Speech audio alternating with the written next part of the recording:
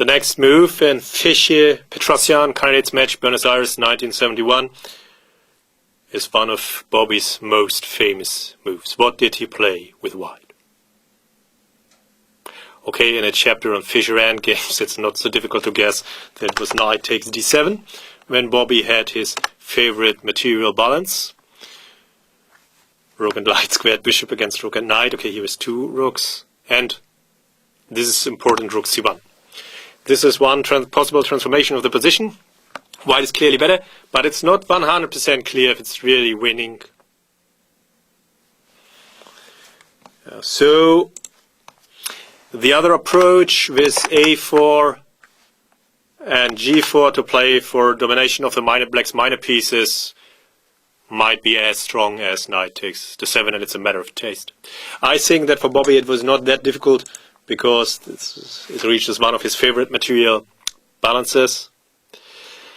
And yeah, from the rules of the right exchange, important is not what is exchanged, important is what remains on the board. And so white has a strong knight against black's not so strong bishop. It doesn't matter. Important is that this position is at least as good as the starting position. And then it's a matter of taste to play for domination or to go for this Fischer endgame.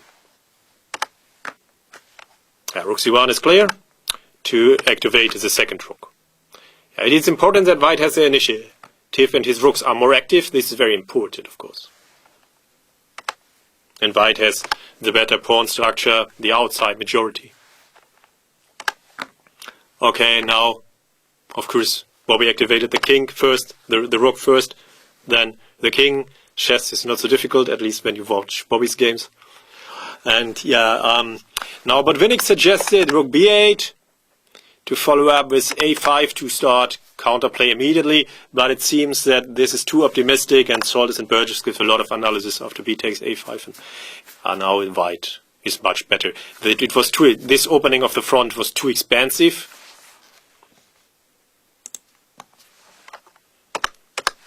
So h5 can be played. But now or in the next move d4 as Sullivan gives.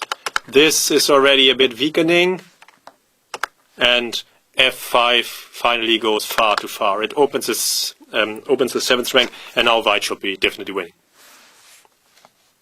The last chance to offer resistance is here, and I like Sullivan's suggestion, d4. Rook d8.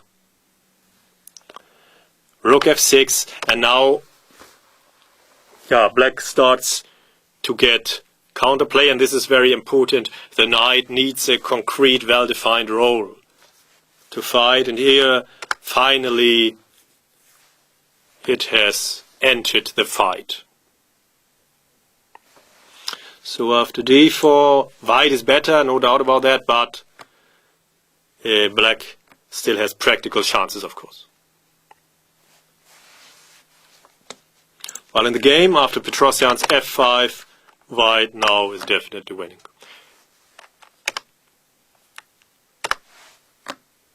Yeah, there are too many inroads into black's camp, and black's forces are not coordinated, and after knight b6, Petrosian must have miscalculated something here, because otherwise he wouldn't have allowed Bobby's rooks on the 7th.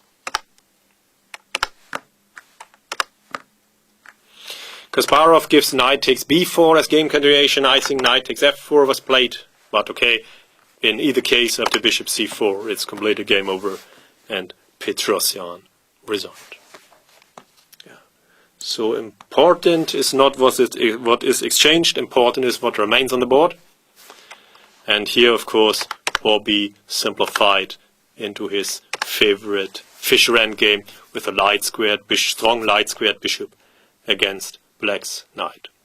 But nevertheless, Petrosian could have offered very tenacious resistance if he had played a5 here in this moment. Then white is better, but black still has practical drawing chances.